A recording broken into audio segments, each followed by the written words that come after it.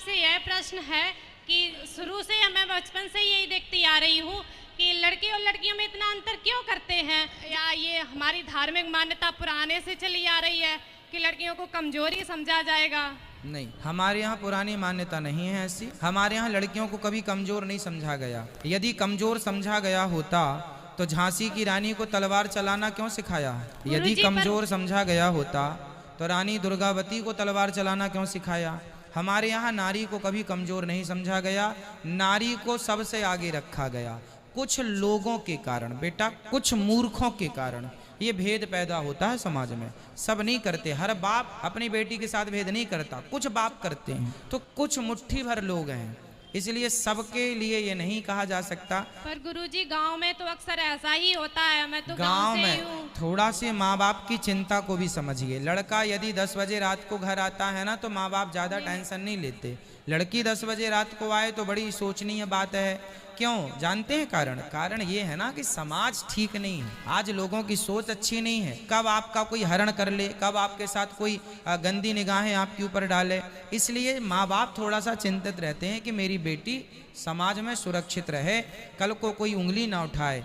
लड़के पर 1000 उंगली उठ जाती हैं तो कोई बात नहीं होता, पर लड़की पर 1 उंगली उठ जाने से 1000 बातें होती हैं। इसलिए लड़कियों पर कोई उंगली ना उठे, खासकर चरित्र को लेकर।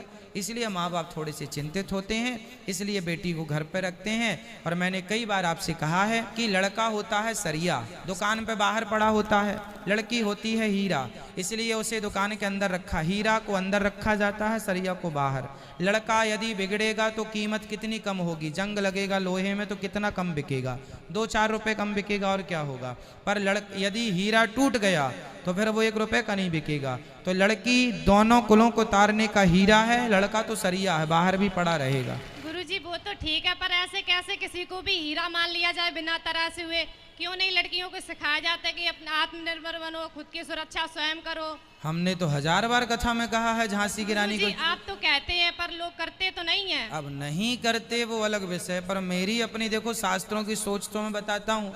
हमारे भारत में लड़कियों को खूब तलवार चलाना सिखाया गया है, एक नहीं अनेक लड़कियों के नाम, चाहे आप दुर्गावती का, झांसी की रानी का, माता अहिल्या, धन्य है वो महारानी, धन्य है वो नारी, धन्य है वो लड़की। क्या बात है, कितने हम बातें कहें, कितनी कितनी बातें कहें, जितना कह दें सब कम होगा, है ना। तो आप भी झांसी की रानी बनो, हम मना नहीं कर रहे हैं। माँ बाप को भी अपने यही सोच दो कि हमें भी पढ़ाओ लिखाओ, कराटे सीखो, तलवार सीखो, आत्मरक्षा करो, स्वावलंबी बनो, आत्मनिर्भर बनो, बढ़ो, कौन रोकने वाला है। माँ बाप को जरा समझो।